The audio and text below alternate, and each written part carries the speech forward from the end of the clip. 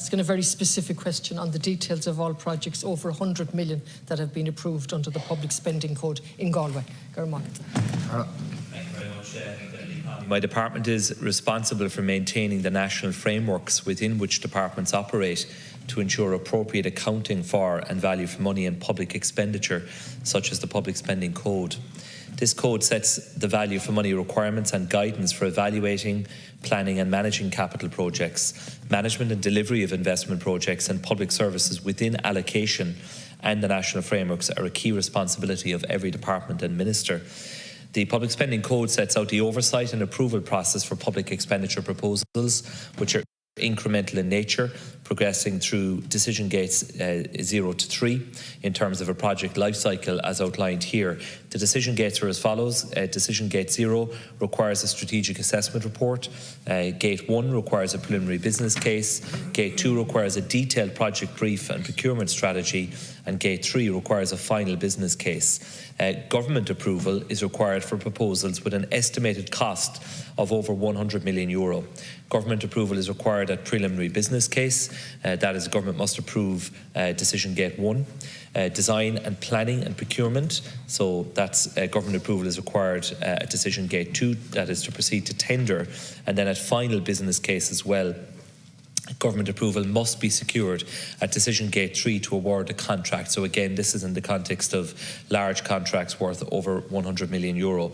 My department, while responsible for maintaining the public spending code, is not the approver for projects under the code. Therefore, we do not hold data related to details of projects approved under the code. However, an extensive list of projects that are currently planned as part of Project Ireland 2040 is provided for in the investment projects and programme tracker, which was updated in May of the current year. The tracker provides a composite update on the progress of all major investments with an estimated cost of greater than €20 million. In addition, we have the My Project Ireland interactive map that includes details of 1,100 projects around the country. And finally, Chair, we have the regional reports, including the one published by the Northern and Western region, which sets out project details for each year up to 2021. Thanks, Minister, and thank you for your reply. And I know you can't give it to me given the role that your department plays, and at least that's been clarified. But you can imagine, when I look at this, I'm looking at the outer bypass in Galway. I have my own view on that, but I'm looking at where it's at. I'm looking at the hospital and the accident and emergency. And so you've clearly set out the 4 gateways, decision gates. So decision gate 0 is where requires a strategic assessment report, and decision gate 1 requires a preliminary business case. So then I look at the answers I get from Ceilta, and I'm totally and utterly confused. And you might help me with this. So June the 13th, just gone, a preliminary business case report has been completed and submitted within the Health Executive for approval. Following approval, it goes to the Department of Health, and then it goes to yourself. So 6 months before that, I was told a preliminary business case is now required. I was told that a draft was ready and it had gone to the Health Executive. So 6 months later, nothing has happened at all in relation to that draft preliminary case for an accident and emergency that's not fit for purpose in Galway. They're not my words. They're the Taoiseach of the country, the Taoiseach of the country. And so then I go to a letter from the Minister, and he tells us on the 26th of May that the project of the accident and emergency is in the early stages and a strategic assessment report is needed. So you've told me that gates, I'm over time, sorry. I beg your pardon. Yeah, I'll stick to time. Thank you, Deputy. And while I don't have the full details of that particular project in front of me, if you wish to provide the details to me or write to me, I will have that looked into and try to give you a proper assessment and summary of where it stands. But in essence, the line department is responsible for ensuring compliance with the Public Spending Code. My department has a role in overseeing the process, and then formal approval for major projects has to go to government at a number of decision gates, as I have outlined there.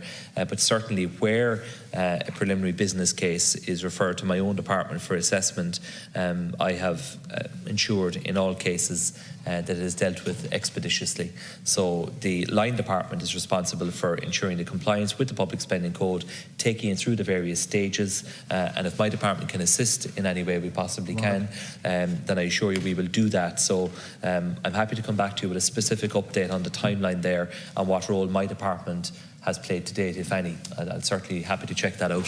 Thank you. But can you just confirm for me that the first gate, the gate 0, is a strategic assessment report? Yeah. And so we can't move off that then to do the preliminary business case without that being done. So when the Minister here is responding that strategic one is due, there's something sort of confused in what the Health Executive is giving ministers, I presume. I don't know where the fault lies, but it's totally confusing. Now, I and my staff have worked through, and we got your response, and thank you, and we've worked through all of this, trying to make sense out of it. Extremely difficult. But to get to the bigger picture, we now have a situation where you've outlined the practices that are there to protect public money, which I welcome.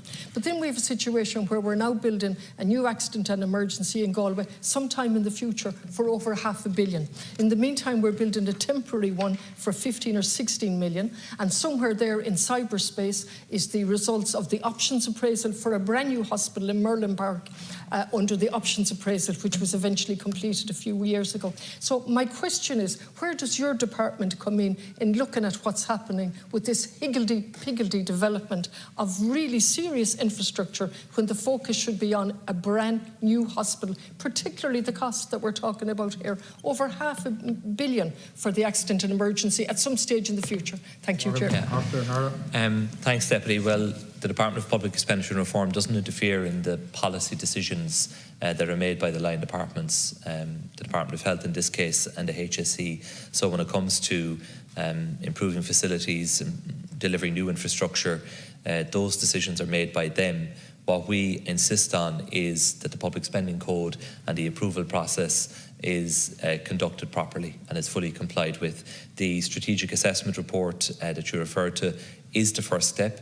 That involves an examination of the various options, for example, and then that proceeds to the next step of the preliminary business case. And the line department brings it through the various stages, and it gets to government if it is a large-scale project of over €100 million. So I will examine the issue that you have raised, in particular about the application of the public spending code and the approval process. And if you want to furnish those two conflicting bits of correspondence to me, we'll try to get a coherent response for you that sets out the factual position.